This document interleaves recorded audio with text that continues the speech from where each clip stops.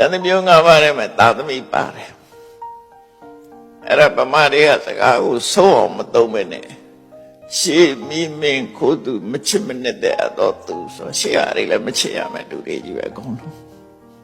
မင်းတို့မိတို့ဆိုလည်းချစ်နေတဲ့တွေမှမဟုတ်တာဟုတ်တယ်မလားတကယ်ပြောရမှာကအပြည့်စုံစုရှေးမိမင်းခိုးသူမချစ်မနစ်တဲ့အတော့အမွေခံသာသမီတို့ဆိုလို့အဲ့ဒီကိုမရောက်ဘူးဗမာတွေကလမ်းနဲ့ဖြတ်ထားတာမချစ်မနစ်တဲ့အတော့သူဆိုမချစ်မနစ်တဲ့လူတွေအများကြီးပဲလေအဲ့ဒါကိုပြောတာမဟုတ်ဘူးသာသမီကိုပြောတာပါဠိကြတော့ဘယ်လိုပြောတော့ဆိုရှေးကဥဒကနော်ဥဒကသာဒရဏ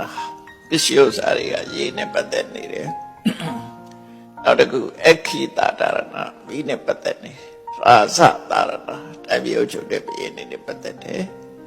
သောရသာဒရဏတခုရနဲ့ပတ်သက်နေတယ်မလွတ်လပ်ဘူးလို့ဆိုလို့တဲ့ဒါတွေကဆုံးရှုံးနိုင်တဲ့အားတွေကိုပြောတာနော်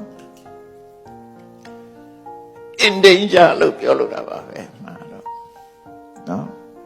ပစ္စည်းဥစ္စာတွေရဲ့ပျက်စီးနိုင်တဲ့လမ်းကြောင်းတွေက၅ခုရှိတယ်လို့ပြောတာ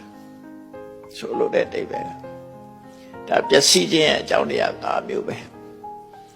နောက်ဆုံးတစ်ခုမှာအပိယထာယထာသာဒရဏဘောကအပိယဆိုတာမလိမ္မာလို့မုန်းစရာကောင်းတဲ့ထာယထာဆိုတာအမွေခံသာသမီအမွေခံသာသမီကိုပြောတာမုန်းစရာကောင်းတဲ့အမွေခံသာသမီကိုယ့်ရဲ့အမွေကိုဆက်ခတ်